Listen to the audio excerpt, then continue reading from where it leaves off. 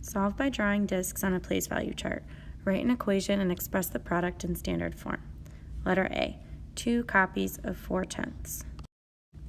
In my directions, it says I need to use a place value chart, so I'm going to go ahead and draw that.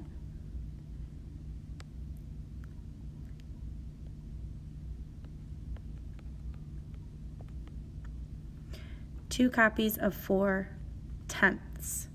So it looks like I'll need my tenths, and I'm going to put my ones in there so I know where to put my decimal when I write it in standard form. So first I'm going to put 4/10 in my place value chart.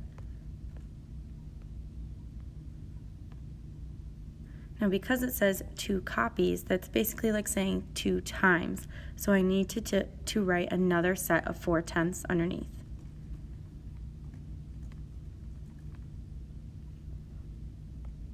Two copies of 4/10 is saying 2 times 4/10. And I can figure out my product now just by counting what's in my place value chart. 1/10, 2/10, 3/10, 4/10, 5/10, 6/10, 7/10, and 8/10. So 2 copies of, or 2 times 4/10 must equal 8/10. Now that we have our product for letter 1A, we can move on to 1B, which says 4 groups of 5/100. I'm going to underline groups of because I know that that means I should multiply. I'm going to put a box around hundredths so I don't forget where to put my discs in the place value chart. So let me go ahead and draw my place value chart. I'm going to do ones so I know where to put my decimal, tenths, and then hundredths at the end because it's smaller than the tenths. Okay, so it says I need 5/100. So I'm going to start with 5/100. 1, 2, 3, 4, 5. But it says I need 4 groups of, or 4 times 5/100. So I know I need 4 total groups of 5/100. So let me go ahead and add those.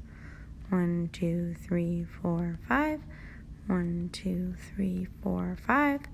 1, 2, 3, 4, 5. Now if I count all these hundredths up, I should have 20. Let me see, I'm going to count by 5. 5, 10, 15, 20.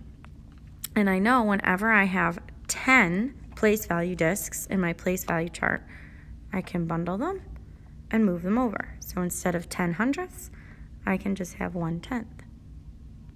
Take these 10, move them over to the tenths.